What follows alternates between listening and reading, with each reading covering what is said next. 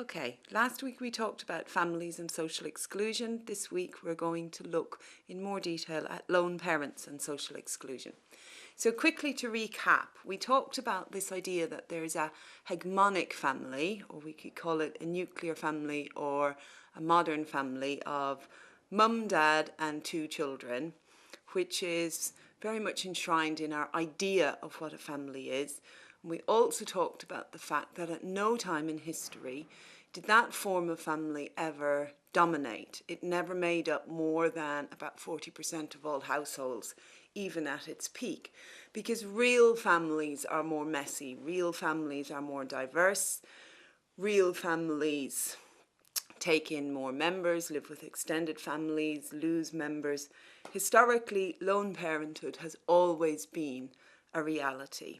It's always been a reality for a number of reasons, including death of mothers through childbirth, meant that historically lone fathers were far more common than they are nowadays. Widespread death of fathers during the world wars, etc., also meant that lone parenthood has always been common, but perceived in a different way, because being a widow raising children has always been socially perceived to be somehow a little bit different than the form of lone parenthood that we see as common today, which is a woman having children before she has got married. However, even though we see that many family forms have always existed and always been dominant, society has had a number of ways of actively excluding families that are perceived to be wrong. Some of the ways that this can happen include housing policy, healthcare policy, and employment policy, as well as through the media promoting a widespread set of assumptions and preconceptions about what particular families are supposed to be like. So to have a look at some of these, housing, something as obvious as the built environment around us, how does that shape the type of families that we are able to form? Housing in Western Europe, particularly in the British Isles, England and Ireland, has always focused heavily on the idea of the semi-detached house with three bedrooms and a bathroom upstairs, kitchen, living room, dining room downstairs. And this housing form, which is so dominant, is very much set up around the idea of the family where it's a married mum and dad and two small kids, and doesn't always meet the needs of any type of diverse family. There's been a very dominant myth in both British and Irish society for a very long time of young women having kids in order to get on the council house waiting list.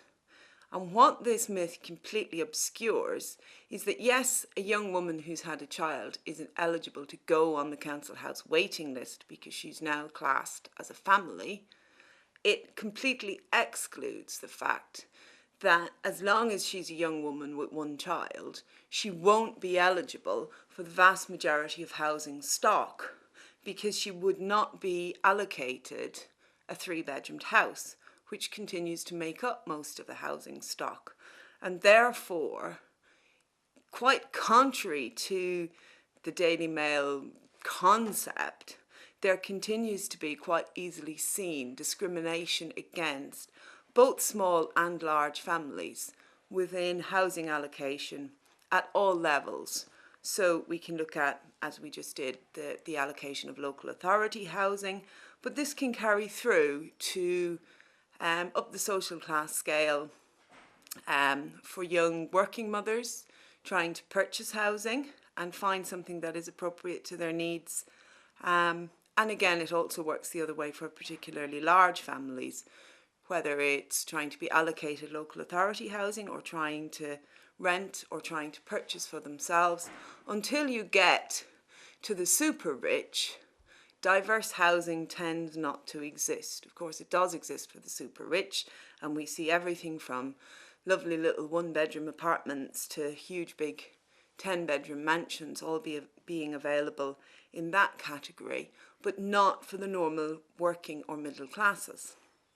And so we can understand that something as straightforward as the built environment can have an active pressure on the type of families we form and an active agent of exclusion for people whose families sit outside of what we perceive to be the norm.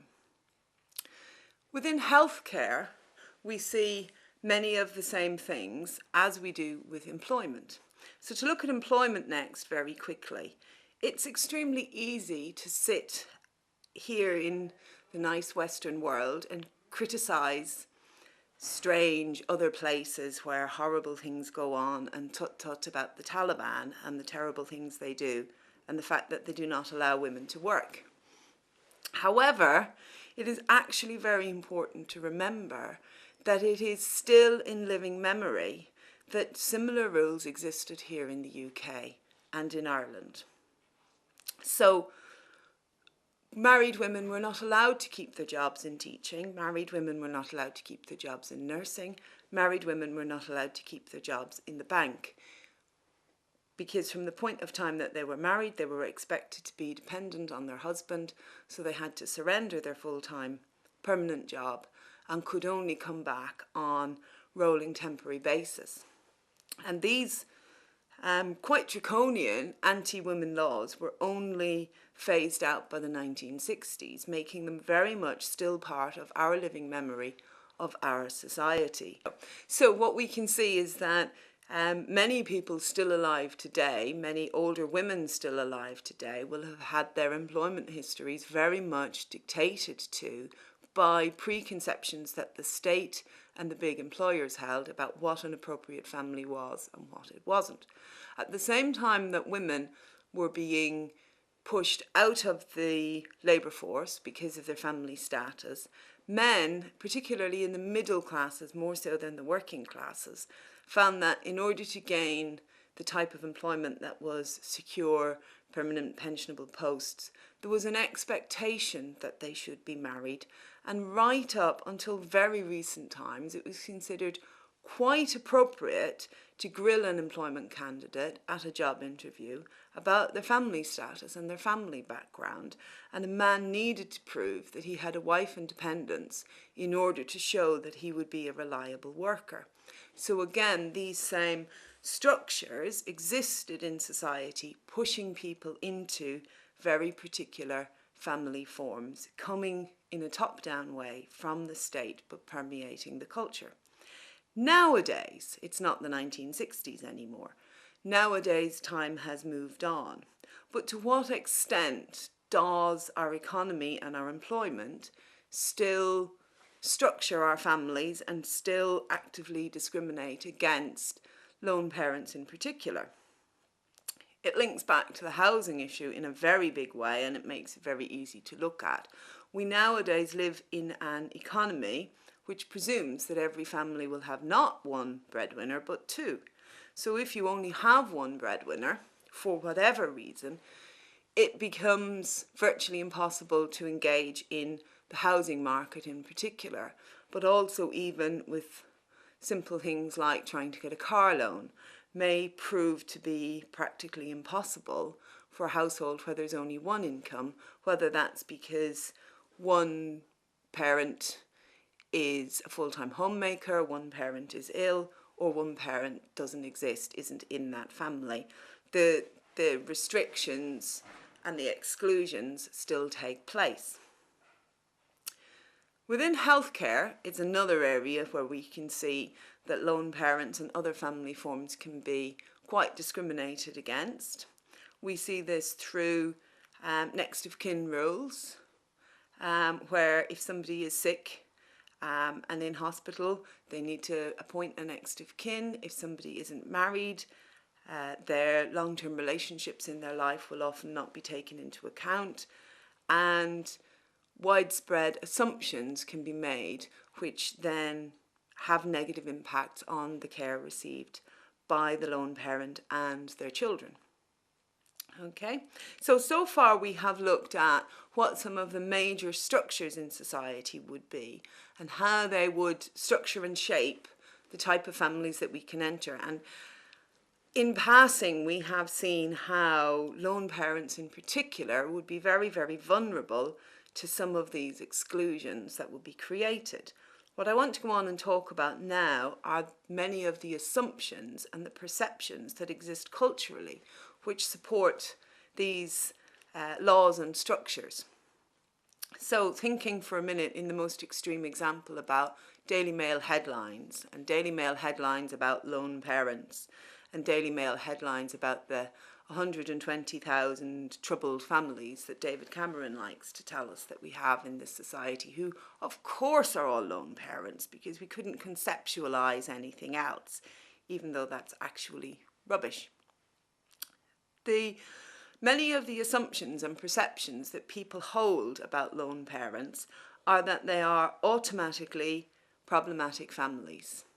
Automatically, one particular assumption is that if a child is growing up in a lone parent household, they lack a role model, and through lacking a role model cannot be a functional human being.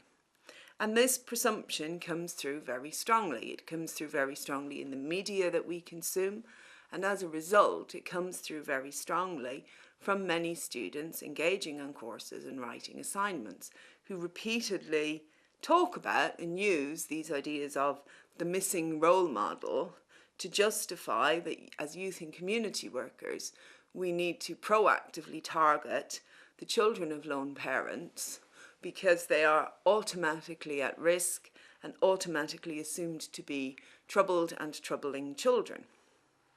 We see this across a range of provisions and a range of funding streams which allow us to engage in our work as youth and community workers. One of the ones that I know I have become quite engaged with are bereavement counselling groups, which became very, very popular a few years ago. And the idea started that children who had experienced bereavement through the loss of a parent should all be given automatic right to enter bereavement counselling groups. Once the industry of bereavement counselling groups for children got set up, it quickly spread to become an idea that bereavement counselling groups needed to be also made available for any child who had lost a parent through separation as well as through bereavement. And from there, it spread further to be for any child who didn't have a mother and a father who were married to each other, both living in the same house. And so we saw perfectly happy, functional and secure young children taken out of class and taken out of the youth group and told that they needed to go to the bereavement counselling group because they were grieving for the father that they never had, who never existed from before they were born. And if they didn't know that they were grieving, that was in and of itself a terrible sign of their grief. So they had to be brought to the group and brainwashed into believing that they were grieving. And this, to me, was a terrible example of terrible practice, because it was about stigmatizing and identifying certain children and not allowing them to be the healthy, happy, functioning young people that they were, but demanding that they now relabel themselves as problems because the rest of society labelled them as problems. And many kids profoundly hated these groups. But to what extent those groups fortunately came and went. They had their day like everything else, and there was a fashion for about 5 years of doing this. They're less fashionable nowadays. But to what extent do we as youth and community workers continue to always assume that the child of the lone parent who comes to the youth club or the community centre has special needs, is different, has more of a problem? The research does not support this at all. Any research into the outcomes for children raised by lone parents is that they do absolutely identically as well as children from any other family form. They perform as well academically, they perform as well emotionally, they perform as well in their later life, in terms of forming stable relationships of their own. And yet these are the things we're told we need to watch out for because they won't happen. No research has ever supported that to be the case. Not one study ever. The closest any study has ever come, and I'll get on to this point now in a minute, is the increased poverty of lone parent households mean that children from lone parent households show the effects of the poverty in which they live. But if they are compared to other children of exactly the same income bracket, no difference can be found. And that is a very important thing to remember. So before we move on, to take another very quick look at this idea of the male role model as being absolutely vitally important.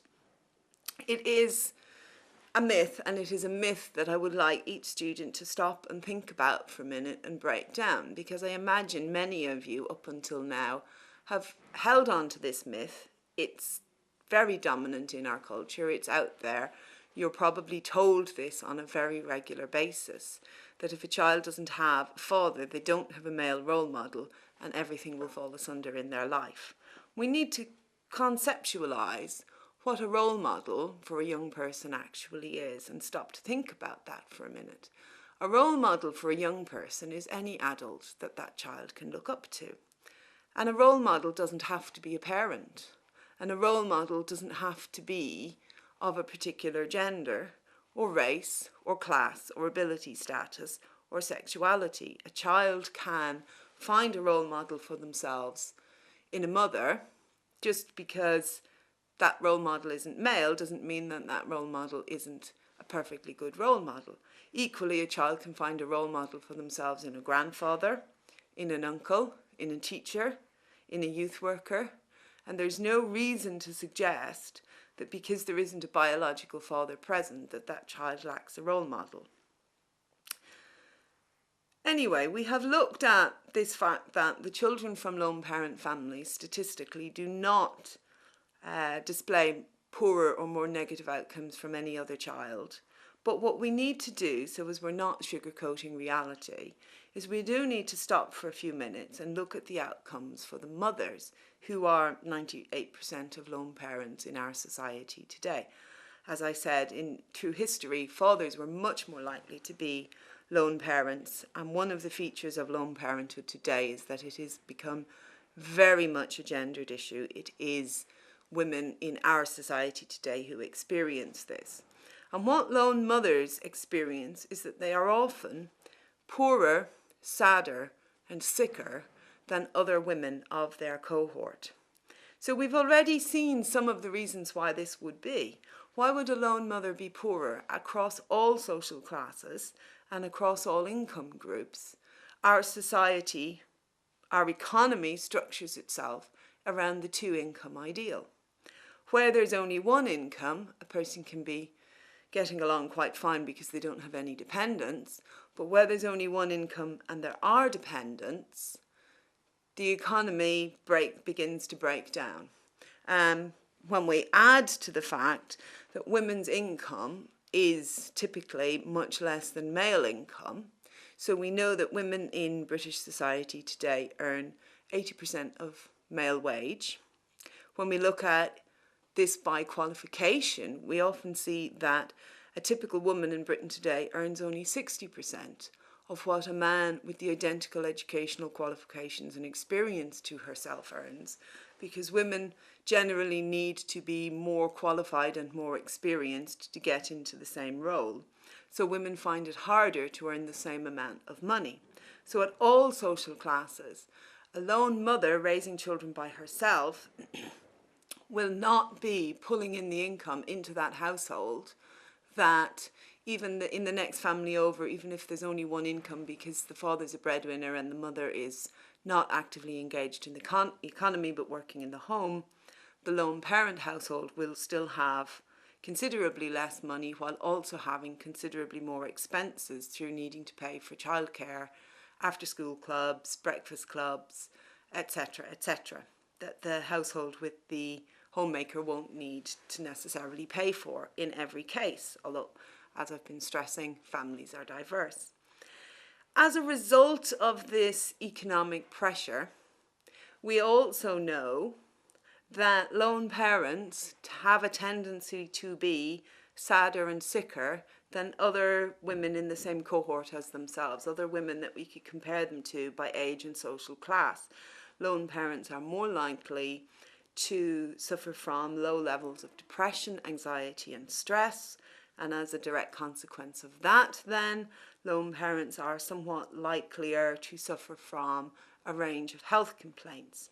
So without sugarcoating the reality, we need to acknowledge that lone parenthood brings its issues, lone parenthood brings its problems, and lone parents most definitely do require additional support from the state. However, we also need to look at the fact that as a group, lone parents tend to be extremely good at sheltering their children from the effects of these negative outcomes, and the children tend to be fine. The children do not tend to go off the rails and run around stabbing people at an early age, whatever the Daily Mail may tell us.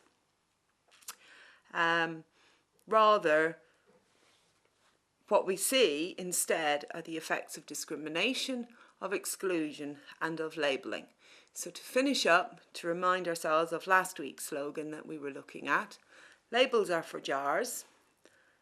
When we work in practice, we try not to prejudge a child based on the type of family that they come from. We don't assume that a young person walking in the door from a lone parent household is automatically a problem. We wait until we discover who that young person is, and we work in a child-centred way with the young person as they are, without preconceptions or prejudgments based on their family of origin.